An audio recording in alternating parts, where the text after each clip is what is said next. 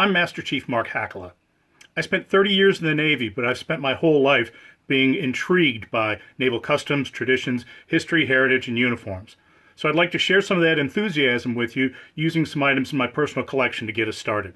Let's see what's in the sea chest today.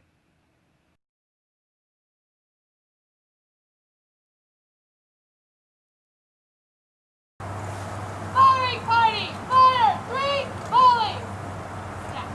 Ready, set, hop.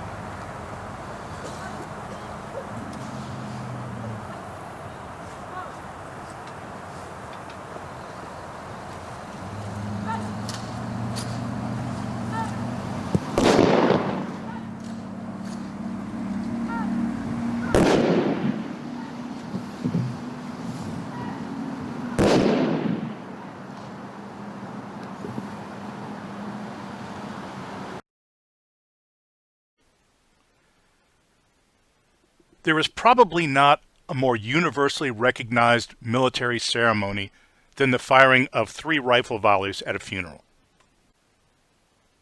This solemn act provides a powerful symbol of recognition for the departed. But if you were to look up information on the origins and meaning of this custom, you'll find a lot of the same information repeated in numerous books and dozens of websites, but there's never any attribution or footnote or specific examples. Let's take a look at some of the most common things that you'll see. You'll see that the tradition of firing volleys evolved out of ancient pagan practices, including making noise to scare away evil spirits. Sorry, I don't buy it. Others say the custom has its origins in Roman times. In Roman funerals, you would say the name of the departed 3 times, and you would walk 3 times around the funeral pyre. Neat way of tying in the 3s, but that doesn't work. The custom has not always been 3 volleys. Others say that it dates to European dynastic wars or Napoleonic wars. It's said that 2 sides would call a truce to retrieve their casualties, and afterwards, when they're getting ready to resume battle, they would fire 3 volleys. I've found absolutely no evidence of a widespread military custom such as this.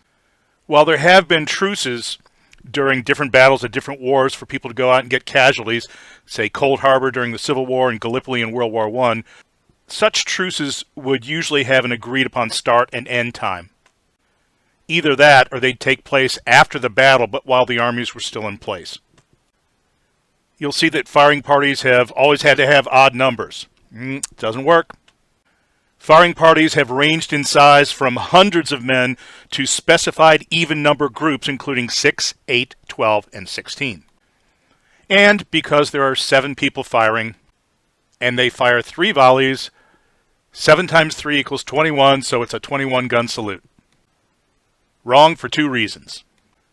Once again, firing parties have not always been 7 people, and the guns that they're talking about are cannons. Gun salutes are given to flag or general officers, high officials, and on certain major holidays.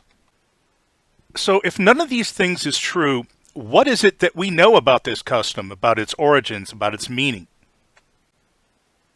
Well, if you watch the evolution of this military tradition over the centuries, it's kind of like watching a roller coaster. There have been so many changes into how it's executed and for whom. So why don't we dive in and take a look at that? The firing of volleys of musketry as a funeral honor appears not long after the widespread introduction of firearms into European armies. Firing volleys at the funerals of nobility and senior military leaders, with some variations, was a recognized and well-established custom in both the sea and land services of England in the mid to late 1500s. One of the earliest examples I've seen was for English soldier and member of Parliament, Sir Peter Carew. Now, in 1575, he was buried beneath the floor of Waterford Cathedral in Ireland. And during his funeral, his volleys were fired inside the church.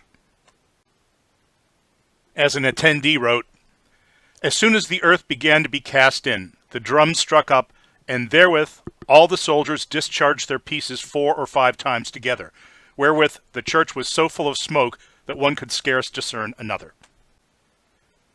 Now, that sounds pretty bizarre, but more interestingly, we notice that there are either 4 or 5 volleys being fired. So once again, the number hasn't always been 3. Another Englishman, Sir Philip Sidney, was killed in the Netherlands in 1586. As his remains were loaded onto the ship for transport back to England, he was given a triple volley. Months later, at his funeral, once his body was interred, the soldiers in the churchyard gave him a double volley.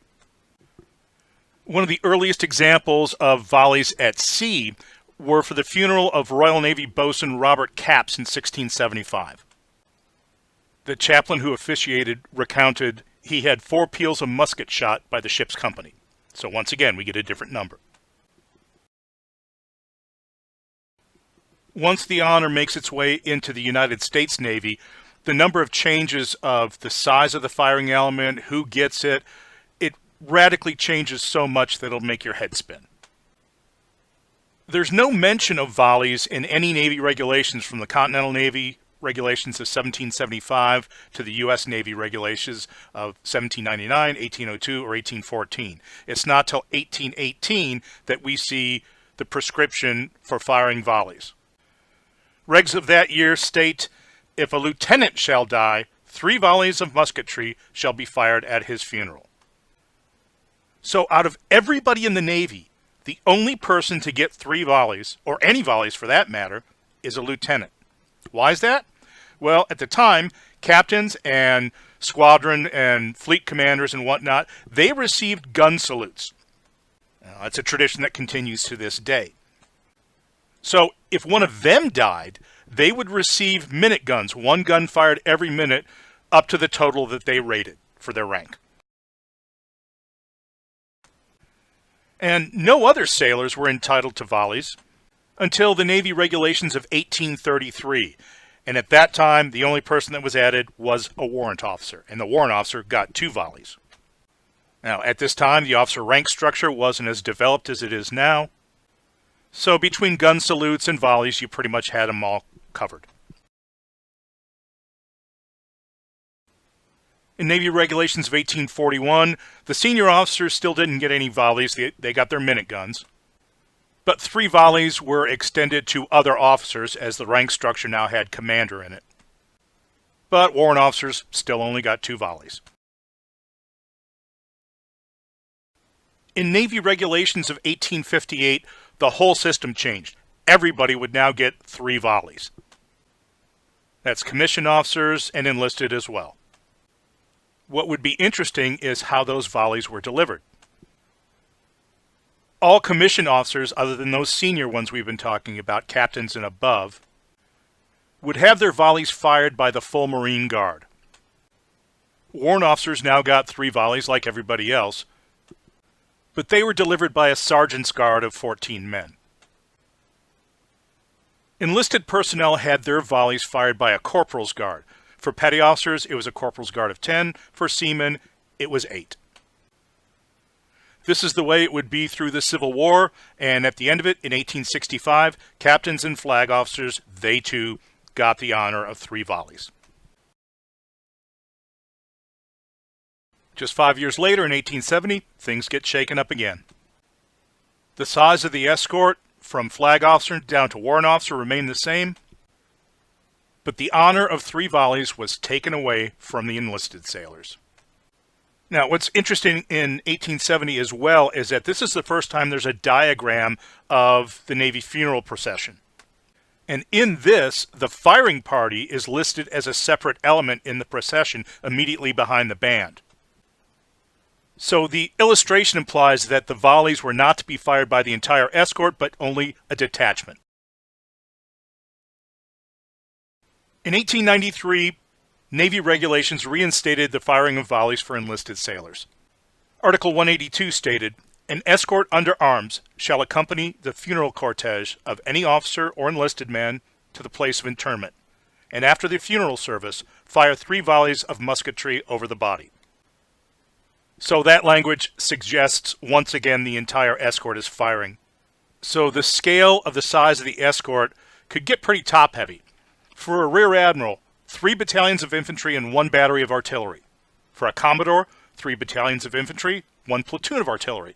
For a captain, 10 companies of infantry. For a commander, 6 companies. Lieutenant commander, 4 companies of infantry.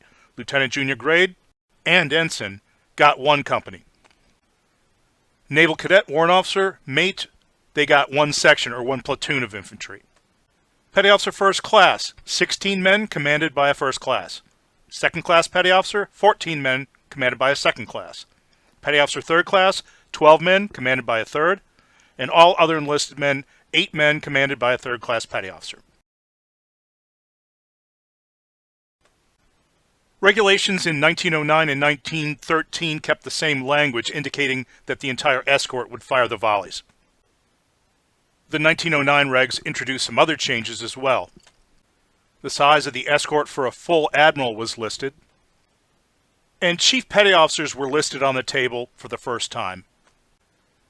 They would take over the 16-man escort that petty officers first class had had, and the escort for third, second, and first class petty officers was standardized at 12. Navy regulations of 1913 made some further additions to the table. This included vice admiral, which had been overlooked somehow, and the escort size for the rank of Admiral of the Navy. Now, this rank was created solely for one person in history, Spanish-American war leader Admiral George Dewey. And he would get the same escort size as the Secretary of the Navy, which was 3 battalions of infantry and 2 battalions of artillery.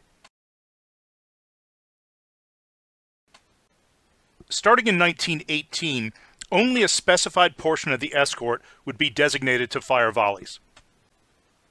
The landing force manual of that year stated that if the escort were larger than a battalion, only 1 battalion would be designated to fire the volleys. 2 years later, the 1920 landing force manual reduced the size of the firing party even further, specifying that if the escort were larger than 1 company, only 1 company would be designated to fire the volleys. An even greater reduction in the size of the firing party came about in 1938.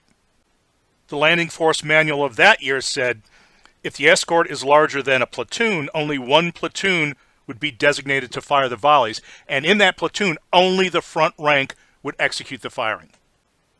So over just a few decades, this action has taken the firing party from potentially hundreds of people down to a single squad. A new concept for the firing party was on the horizon in the 1950s. The Army's 1956 Drill and Ceremonies Manual states, for ceremonial firing, the firing squad shall consist of not more than 8 riflemen. So we've shrunk down even further. The language in the next sentence, the squad is formed on line before firing, which makes it clear that the firing element is now no longer within the formation of the escort. The Army's 1958 Drill and Ceremonies Manual reduced the Army firing party to 7 men. Now, the Navy Marine Corps policy on firing parties didn't immediately follow the Army's model, but it did move in that direction. The standard firing party was still the front squad of a platoon composed of 12 personnel commanded by a squad leader. With 1962's Change 1 to the Landing Party Manual of 1960 came an allowance for a firing party of reduced numbers.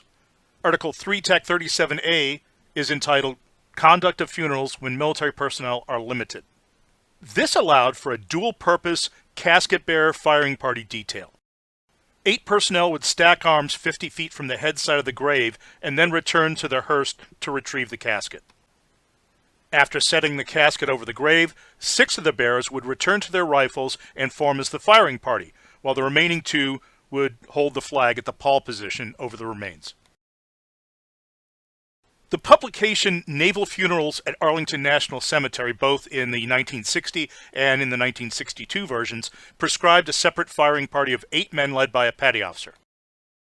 So this established that a detached firing party was the standard practice for the U.S. Navy Ceremonial Guard at the time.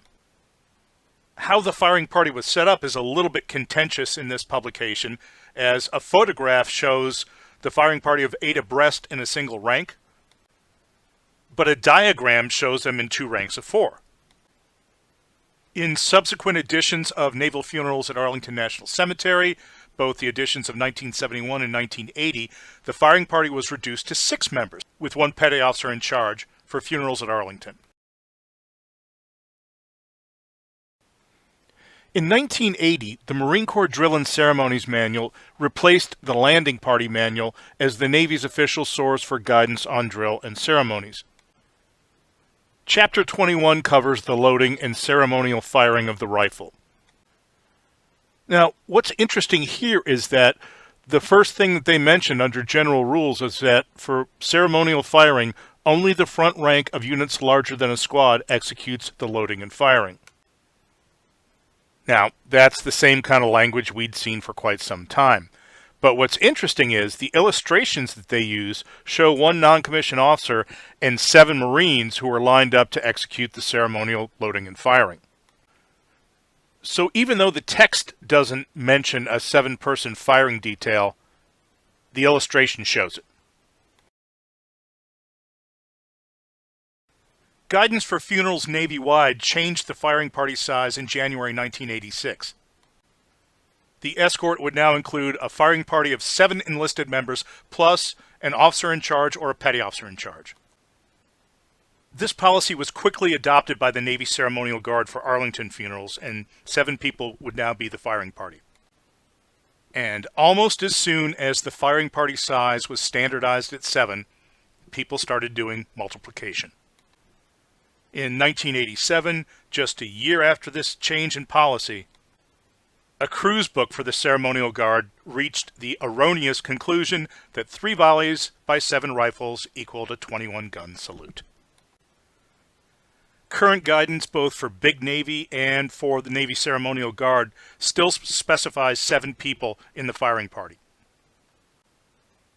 One interesting note, in the Marine Corps Drill and Ceremonies Manual that came out in 2019, it says that there should be 7 people in the firing party, but if for some reason you don't have enough people, it should be kept to an odd number in keeping with naval customs and superstitions.